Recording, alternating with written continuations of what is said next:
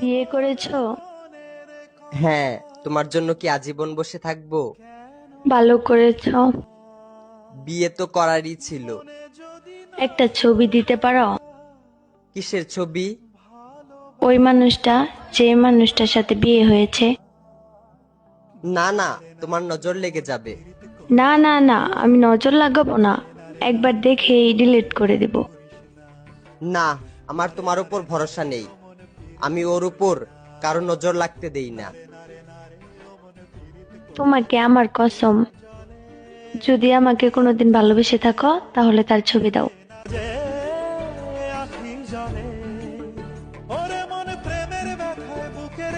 এইটা তো আমার ছবি। তোমার পর আমার জীবনে আর ভালোবাসাই আসে নাই। তারপরও মুখে এত হাসি নিয়ে ঘুরো।